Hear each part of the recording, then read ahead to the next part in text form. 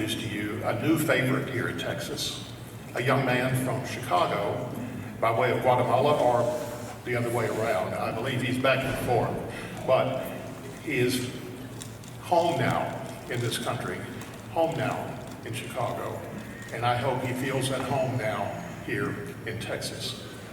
Nestor Gomez.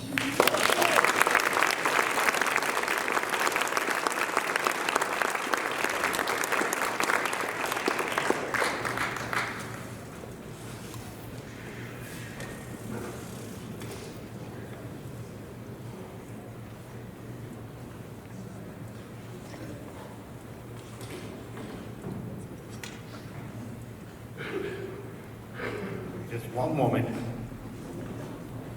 I don't play any instruments. And I definitely don't sing. You don't want me singing. Trust me. During COVID, my wife was having a Zoom meeting with her students. And I went in the shower and I started like singing rancheras while I was taking a shower. And she like knocked on the shower like, stop that! Because all her students go here. That didn't go well. When I got married the first time, for those that were here earlier, I was very, very young. I was barely 18 years old, and my wife was 16 years old. We had no business getting married. And soon after, we had our daughter, and 11 months later, we had our son. We had kids way too early. We were kids raising kids. We really didn't know what we were doing. I needed to make a living because I was undocumented. So I started working at a restaurant and I was working 7 days a week. I didn't see my kids as often as I wish that I could see them. Back then, in order for me to see what my kids were doing, like taking the first steps, holding the bottle for the first time, using the potty for the first time on their own, my wife would take pictures of my kids. And I will see those pictures whenever we have them available. Because I don't know about any young kids here in the audience, but if you guys remember, you seem to be about my age. Back then, we didn't have cell phones. We didn't have internet where you take a picture and you post it everywhere for everybody to see. No, we had those cameras with that little film that you took 24 pictures and then you took them to Walgreens and you waited a week and then later maybe a day. But if you were broke like me and didn't have money to pay for them, you waited months to get your pictures. So whenever we had enough money to take pictures to Walgreens and I could see those pictures, I would catch up on everything that I had missed. And I would look at the pictures and I'm like, oh, it's so adorable, my kids are getting big, they're almost as big as me now, it's amazing. I would look at these pictures and these pictures were the way that I would see them grow. And that happened throughout the first years, and I was working 7 days a week, until one day, I was about to go to work and I look around and I told myself, I'm missing my kids' childhood. I can't be doing this anymore. So I called off from work, pretending that I was sick. And I told my wife, I'm not going to work today. I'm taking the day off. And my wife is like, great, I'm going to the store. So I told her, like, let me get the kids ready. Help me get the kids ready. And she's like, no, I'm going to the store. This is the first time you take a day off. Guess what? It's going to be my day off too. Because I've been raising these kids on my own, and I need to take a day off. So I'm going to the store, you take care of them. Now, I have never been alone with a kid for that long, but I figured, how hard can it be? I see the pictures, I know what I'm supposed to do. So I say, go to the store, go, I'll be fine. I started to look at the pictures. Oh, okay, so to play with them, I gotta take the toys and I put them around the net. I can do that. I did that. After we prayed for a little while, I'm like, okay, so now we gotta read some books so I can see that. Okay, so I did that. Okay, so now I gotta feed them. Okay, I gotta do that. I fed them. They got all messy. Like, oh, what do I do now? What do I do? Oh, I gotta get them a bath.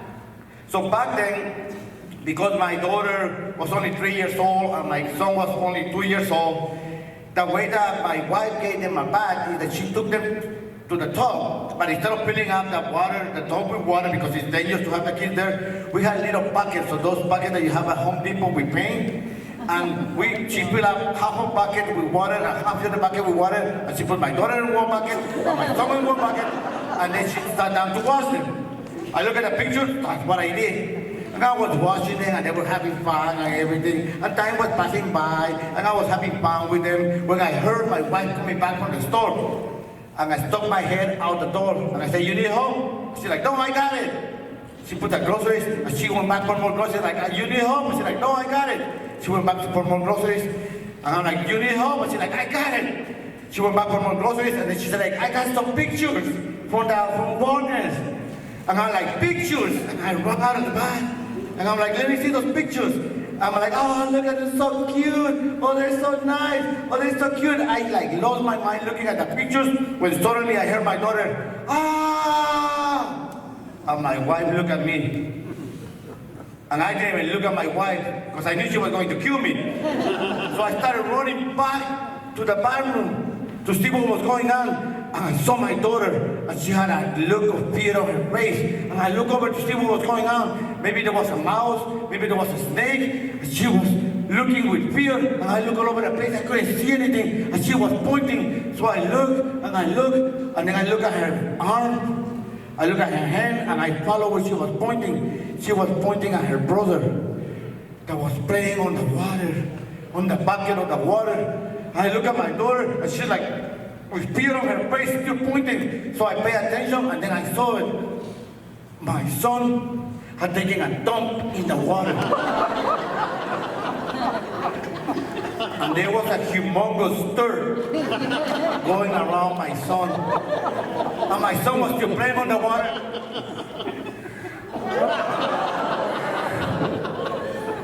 And the dirt going around him like a shark around his prey. And my wife came into the bath, and she saw that. And she said, "Get your son." Because when they did something good, they were our kids. But when they did something bad, they were my kids. So I grabbed my son, and I gave it to her, and she took him out from there to clean him up, and she's like, "Dump the water." And I got the water, and I dumped it in the toilet, and I had to flush the toilet 3 times. That day I learned a very important lesson. And the lesson was not that I was spending a lot of time away from my kids. No. I mean, it was, but it wasn't the main lesson. The main lesson was that I needed to keep an eye on the kids at all times. Because if you leave them alone, even for a little bit, shit happens.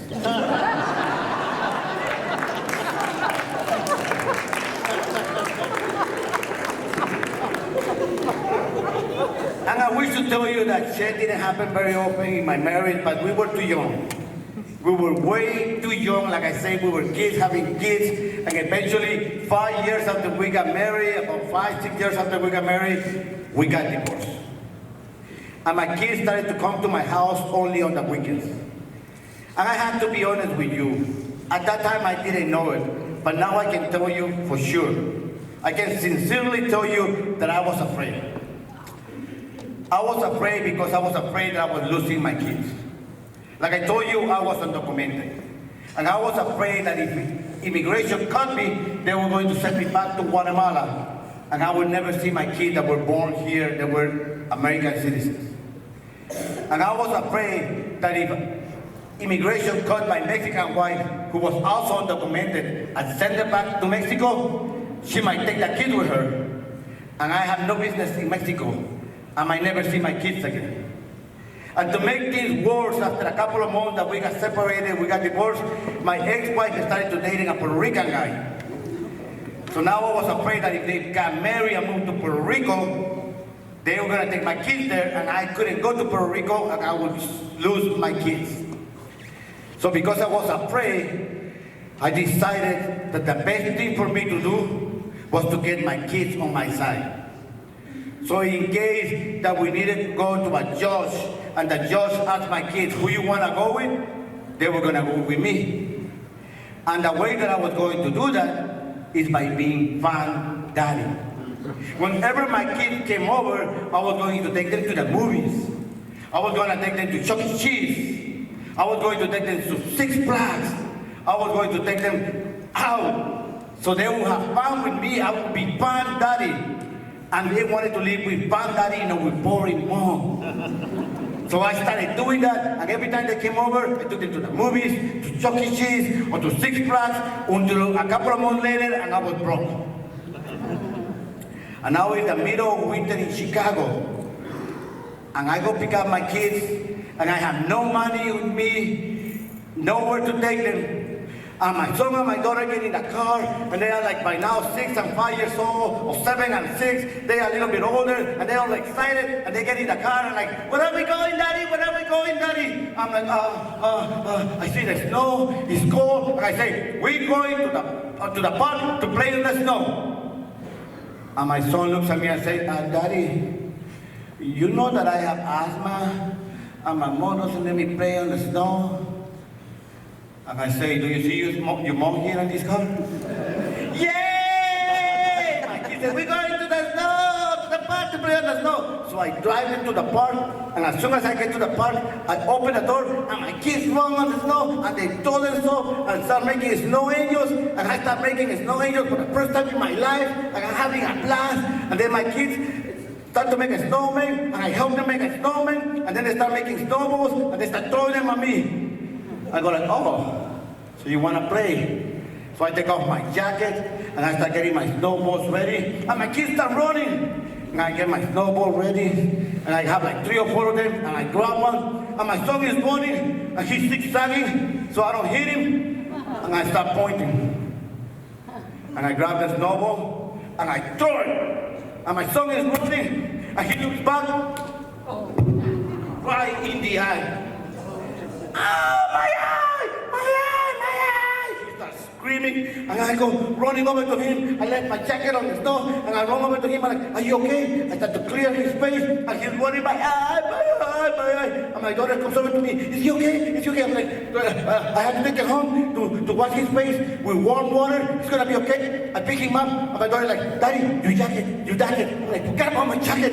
And I carry my son. My daughter, Daddy, your jacket, get up on my jacket. Daddy, get up on my jacket. I grab my son, I put him in the car, and my daughter, your jacket, and I forget about my jacket, and I grab him, and I put him in the car, and I close the door. Ah!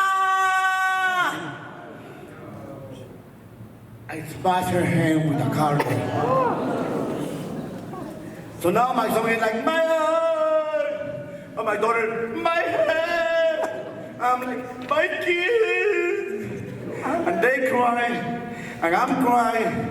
And I told her, it's going to be okay. I'm going to wash your face with warm water. I'm going to put medicine in your hand. I'm going to take you home. We don't want to go home with you, Daddy. You're not me, Daddy. You hurt us. We want to go home with my mom. I couldn't say anything to them. So I drive them to the mall house, and I park the car, and they open the door, and they don't even say goodbye to me. They go inside the mall house. And I feel so bad because I hurt my kids. Because I'm supposed to be fun daddy, and I hurt them. I don't want to be with me. And I left my jacket in the snow, so I got to go back to the park.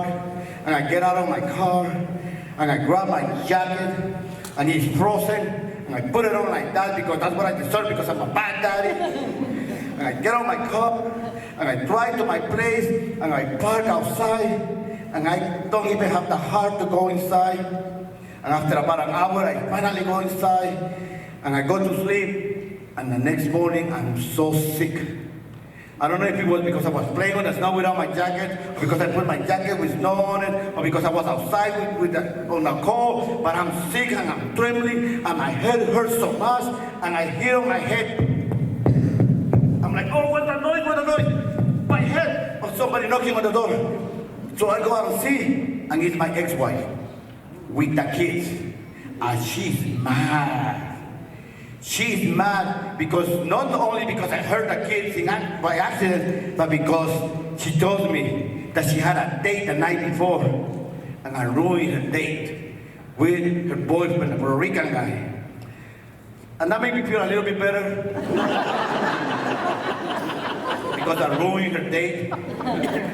But then when she asked me to stay with the kids so she could go on her date, and I can't because I'm sick, And I had to tell her, no, I feel bad again. And she told me, go get some medicine. I'm like, I don't have any medicine. I'm broke. I don't have nothing. And she looks at me, and my kids look at me, and she turns around and she leaves.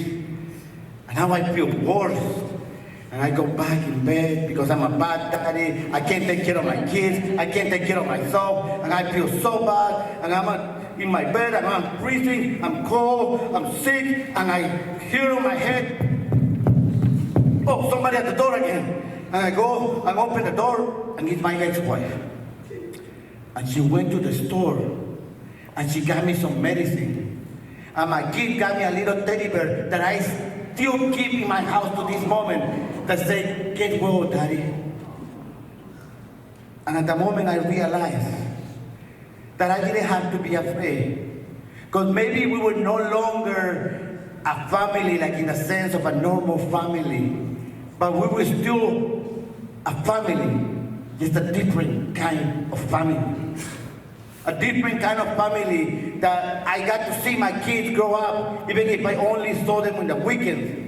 I saw my daughter graduate from high school, and my son graduated from high school. My daughter went to college, my son went to college, and my son moved to San Francisco. And years later, I'm on Facebook, and I see that my son is back in Chicago. And he's going to be performing at a storytelling event. And I've been telling stories, so I know he got it from me. But I'm mad because he didn't tell me he was back in Chicago. And he didn't tell me that he's going to be at a storytelling event, and the event is that night. So I call him, and by miracle of God, he answers the phone. And I want to tell him, why you didn't tell me that you're back in Chicago? Or why you didn't tell me that you're doing this show? But I know he's gonna get mad if I say that. So instead I say, I see that you're doing a show. You mind if I come? And he's silent for a long time. And then finally he says, sure, Dad. But please, don't embarrass me. I'm not going to embarrass you. I want to say, I'm going to be there to support you because you're a storyteller. I know you got it from me, and I'm excited, but I don't say that. So instead I just say, sure. You mind if I invite a couple of people? And again, he's silent for a long time. And finally he says, sure. Click. He hangs up the phone. Now he only says, sure. But what I heard is like, yeah, Daddy, invite everybody. Bring as many people as you can. So I did that. I went on Facebook, and I went on Instagram, and I went on Twitter, I went on MySpace. I sent text messages to people. I sent email to all my friends and my contacts, telling them about my son, going to be in a storytelling event. And immediately, one by one, my friends were like, nice, I can't make it. Oh, nice, it's today, I got plans. Oh, nice, I can't go. Oh, nice, I can't go. Oh, nice, I can go. Only one person responded that she was going to go. My mom. And I didn't want my mom to know or to go because she embarrassed me sometimes. When I invite my mom to go for dinner, she comes to the restaurant with plastic bags full of Tupperware. And I'm like, Mom, I have money. That's why I invite you to dinner. Why are you bringing me food? She's like, ¿que no te gusta mi comida? Why you don't like my food no more? I'm too good, but you too good for my food anymore? But you don't like it? I'm like, Mom, we're at a restaurant that doesn't make any sense. Why you I brought it for you. Look, frijolitos, you like beans? You told those people you like beans. Don't you like beans? I'm like, yeah, Mom, I love beans. Like, thank you, Mom. So she embarrassed me a lot of times, but it's fine. I'm going to the performance. I'm going to see my son. So I send her the address, and I get to the theater early because I have to have seats in the front row, because I want to cheer and I want to celebrate. And I'm sitting there waiting for the performance, and my son is there, and he's sitting there. Don't embarrass me. And I'm there, and my phone starts ringing, and I check against my phone. She's outside, but she can't find the door. I was going to say, sure, all people, but... So I go out, And I look at my mom, and my mom is there, looking for the door with 2 bags full of Tupperware with food. And she's like, "Wait, look what I brought you, some beans and some rellenitos, and look, chilaquiles." And I'm like, Mom, put that away, that is so embarrassing. Put that away, Mom, that is so embarrassing. So we get inside the theater, and because I'm talking to my mom and trying to put the food away, by the time that we get inside, I forgot to reserve my seats. So now all the seats are taken, and we have to sit all the way in the back. Which is fine, because as soon as my son hit the stage, me and my mom are like, yeah, and we're cheering, and we're celebrating, and we see the show, and when the show ends, I turn to my mom and say, "So what did you think?" And my mom said, "He's way better than you." And I have never felt so hurt and so proud at the same time. But I ignore my mom, and I go to see my son, and my son sees me, and he sees my mom, and I look at my son, and then I get out of my backpack that I'm carrying with me, I take out a t-shirt and some shoes, and I give it to my son, and my son is like, "This is so embarrassing, Dad, why are you giving me this?" And I gave him the t-shirt and the shoes because when he was growing up, I was always broke. I never had enough money to buy him the things that he needed. So now I try to compensate. I still buy him shoes and t-shirts, and I give him money whenever I can. And then I look at my mom, and I understand why my mom brings me food. Because when my mom was growing up, she was one of those little kids that went to the cars and knocked on the windows and asked for money to feed her siblings, to buy food for her siblings. And when we were growing up, sometimes she didn't have money to buy us food, so she still tried to compensate for the times when she couldn't feed us properly. And I look at my son and I understand. But I feel bad because he's embarrassed of me. So I told my mom, "Can you believe this guy is embarrassed of me?" And my mom is like, "Yeah, what an asshole." And I think she's referring to me. But I want to ignore her because at that moment, my son's friends had invited him to a bar to go get drinks to celebrate. And I want to say, "Can I go with you?" But my son looks at me. So I just let him go. And I see him walk away, and I know that someday he's gonna have his own kids, and somehow he's not going to be perfect, because as parents we are never perfect. Parenting is not a perfect science. We all make mistakes, and we all try to compensate, and I know that eventually he's gonna try to compensate for maybe the time he didn't give his kids, or maybe the food, or maybe the things that he was not able to give his kids. I know he's gonna do that the same way that I do it with him, the same way that my mom does it with me. But I know that there's something that he's always going to give his kids. Everlasting, eternal, immense, and even embarrassing love. Thank you.